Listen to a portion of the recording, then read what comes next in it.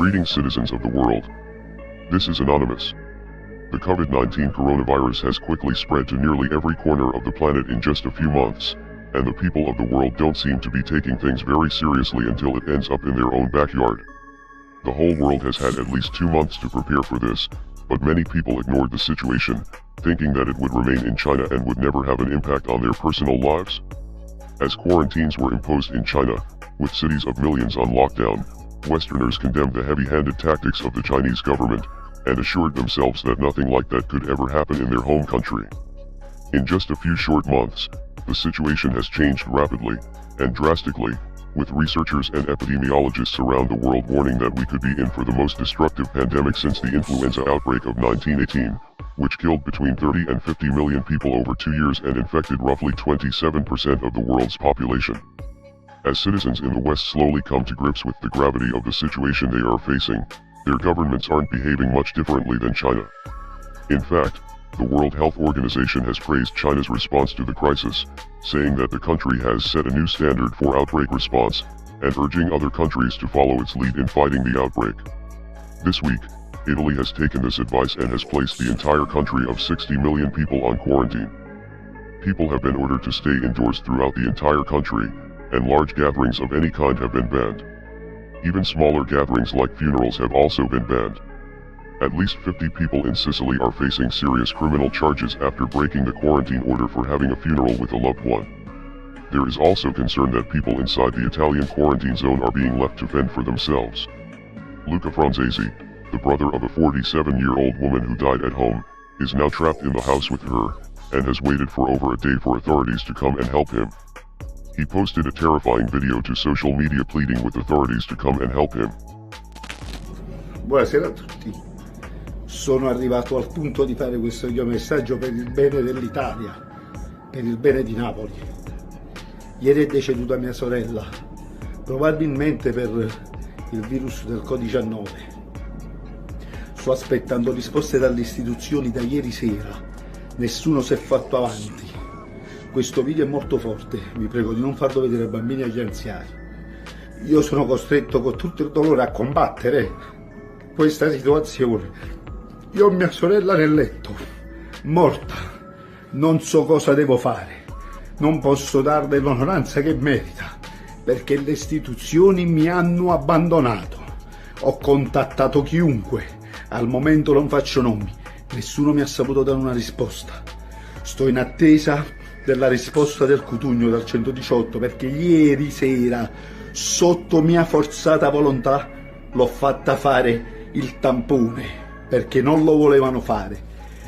A me il tampone è stato negato. Hanno detto devono sapere prima se lei era infetta e poi magari lo fanno a me. Io mi sono messo in autoquarantena, oggi potrei andare dappertutto a diffondere il virus se ce l'ho, perché io a mia sorella, per tenerla in vita, gli ho fatto la respirazione bocca a bocca e nessuno se n'è fregato. Nessuno, le istituzioni, nessuno sta chiamando. La prima è stato il mio medico curante, il medico curante di mia sorella, che se n'è fregata, non è venuto a casa a controllarla. Mia sorella aveva una forma di epilessia, era un soggetto a rischio e se ne sono fregati tutti. Ragazzi, stiamo rovinati, l'Italia ci ha abbandonato. Diamoci forza l'uno con l'altro, vi prego di diffondere questo video dappertutto. Rendiamolo virale. Io voglio una risposta. As more people are getting tested in Europe and the United States, it is becoming apparent that this virus gained a foothold on every continent, aside from Antarctica, of course, and so other Western countries are now starting to think about how they can quarantine their own populations. In the US, where citizens insisted that something like this could never happen on American soil, the National Guard was called to a region of New York that has become a new epicenter for the virus on the East Coast. We also have some breaking news on efforts to contain the coronavirus in a city hit hard. New Rochelle, New York, just north of New York City. Joining me now is NBC News correspondent Ron Allen. Ron, what can you tell us? I understand Governor Cuomo just made some news. He did, Chris. He's calling in the National Guard to help set up what's called a containment area around a hotspot, a cluster. New York Governor Andrew Cuomo insists that the National Guard is only there to help deliver supplies and clean up, but the presence of military troops certainly has many local residents on edge. It was also reported that Cuomo was using prison labor to make large volumes of hand sanitizer to make up for the recent shortage, so it is understandable if some citizens suspect veiled threats behind his flowery promises. New Rochelle is a particular problem. It is what they call a cluster. The numbers have been going up, the numbers continue to go up, the numbers are going up unabated, and we do need a special public health strategy for New Rochelle.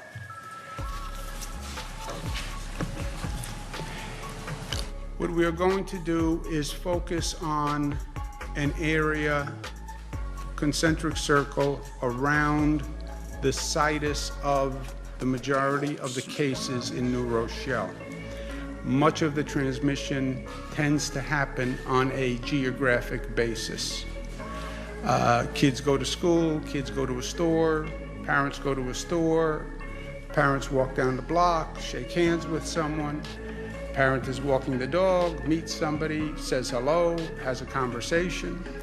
Remember how this spreads, can spread from it's a respiratory illness, droplets of a sneeze, a cough, it's on somebody's hand, you shake hands, now you have an issue.